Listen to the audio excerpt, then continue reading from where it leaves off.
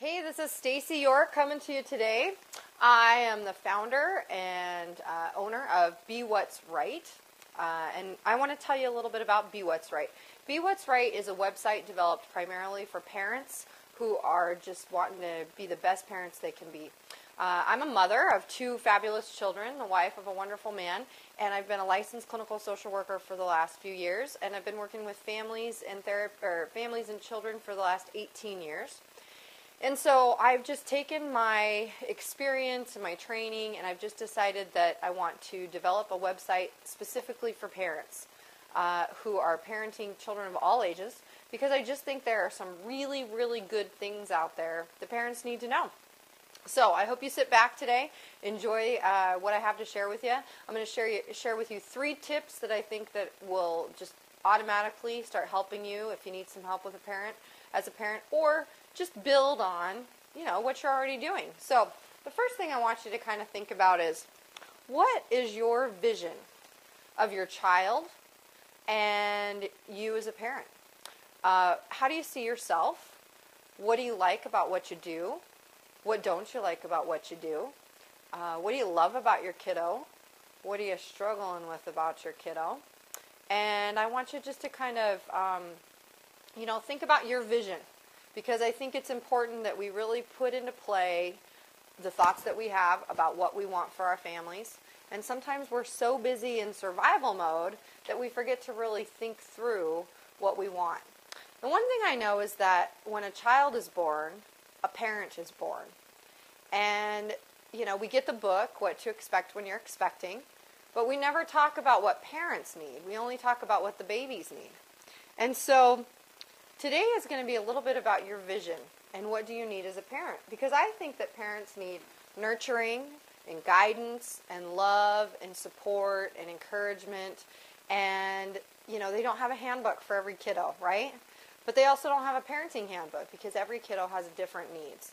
And so while every kid is unique and every family situation is unique, there are some basic things that I think can be real helpful. So I'm going to start with a little story. One of the things that I always tell families when I work with them is, have you ever been in a car accident? And most people say yes, or they know somebody who's been in a car accident. And I say, what happened when you were in that car accident? When you got in the car accident and the police officer or the ambulance man or woman or the fire people showed up, did they show up and did they say, what the hell were you thinking? I can't believe you got in a car accident. What was going on? No, absolutely not. Because the reality is, they are emergency crisis responders, and they have had lots of trainings. And if they were yelling at you, then that would just escalate things, and you wouldn't feel very safe. So when we do that with our kids, we do that all the time, actually.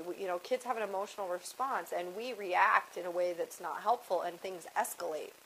And so I truly believe that parents are the emotional crisis responder for children.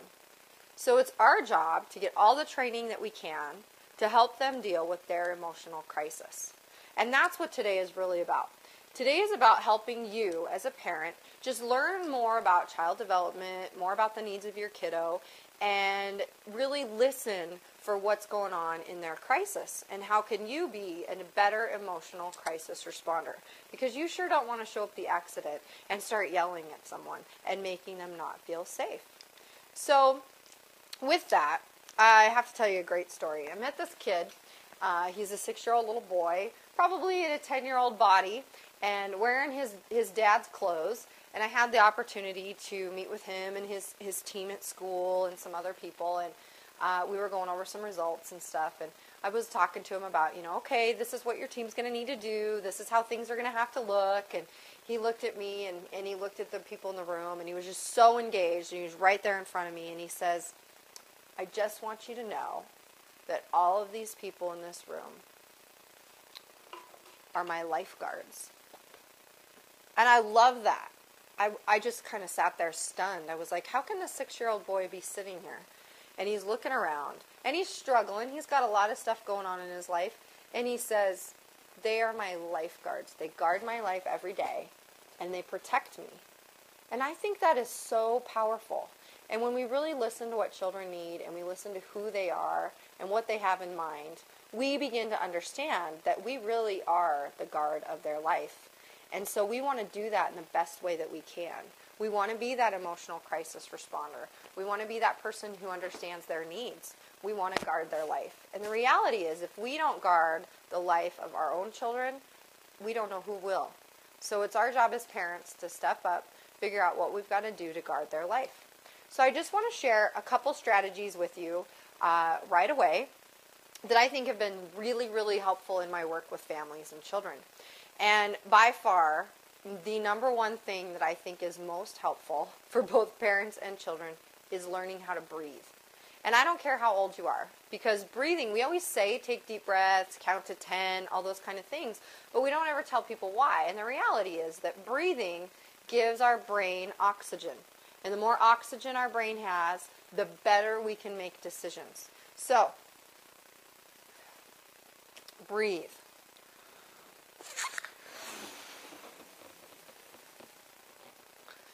That's just one way to breathe. Sometimes I give a whole family some balloons, and when they're in a crisis and things are not going well, we blow up the balloon. 1, 2, 3, 4, however many times we need. Because our brain needs oxygen to make better decisions. And there's just not enough air that can be coming in. Because when we're excited, when we're angry, when we're amped up to the point that we're not making very good decisions, what we need is air, and we need to breathe. So by far, that is my number one thing. And people kind of laugh and think that's silly, but then when we start to consciously take breathing and we implement it in our crises, what ends up happening is we start to calm down. We start to feel better. And when we teach our kids how to do that, the same thing happens for them. You can also teach kids how to breathe by putting their hand on your heart or putting your hand on their heart and taking some deep breaths in and out together. You can teach them kind of how to blow out the candle. You can teach them, I always like these, they're kind of fun, party favors.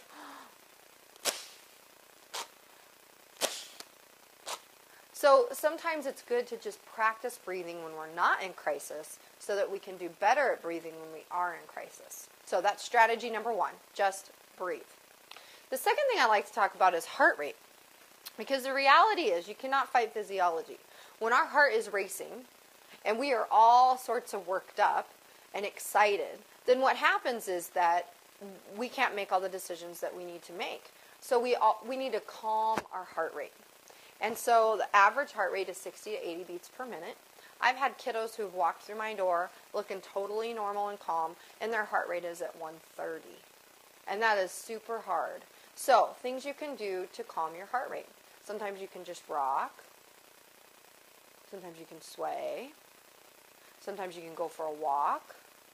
And yes, it's important to do that right there in the middle of a crisis. Because what you want to do is calm yourself so that you don't say things you don't mean, so that the kiddo's not saying things they don't mean, so that things don't escalate to the point that we regret how things are taken care of. Because part of being in a crisis is learning self-control. It's about figuring out how to calm myself so that I can make a better decision. How can I as a parent role model calm, cool, calming down, getting upset, calming down, role model that so that I can teach my child that.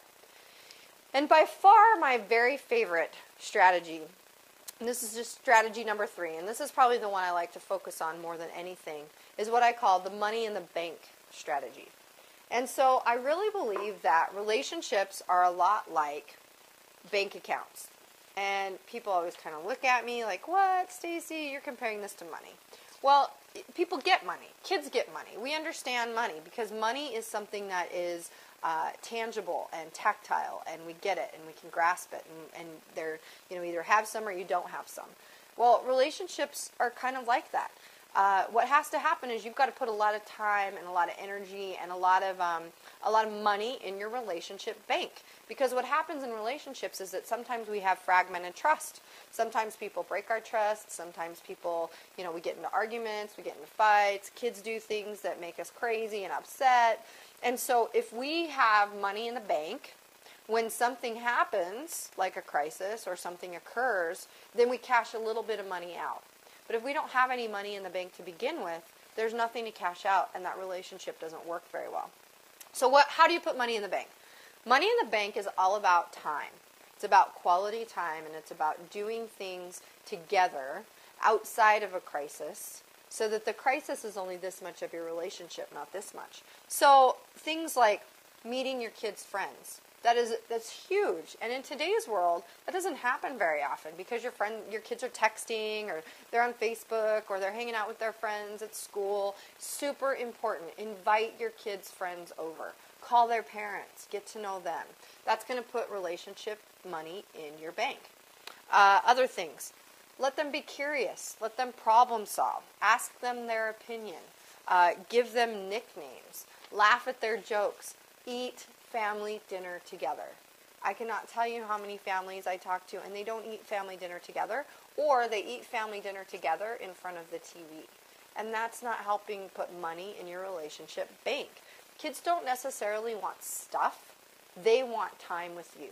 And sometimes kids will say, I want to go to the store, I want to buy something, I want to do this, I want to do that. And yes, they want to do that, but part of that is just getting to spend time with you because they get to ride in the car with you. It doesn't have to be money. Send them a letter. Put a note in their lunchbox. Let them find a note from you in their backpack. There are a gazillion things you can do. Stay with them when they are afraid. That is putting money in your relationship bank. Actively listen to them. So what I want you to do is I want you to just take those 3 strategies, just the 3 that we talked about today. Breathing,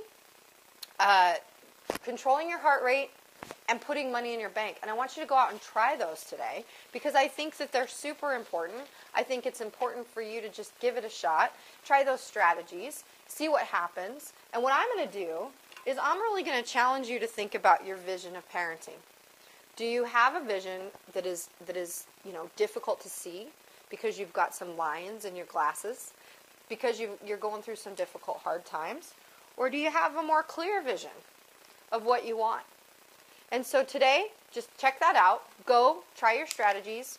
All you got to do, breathe, manage your heart rate, put money in the bank. And what I'm going to do is just continue to send you videos for the next few weeks of just things that you can try at home and things that I think can help you. And as we go through that process, I hope we get to know each other a little bit better.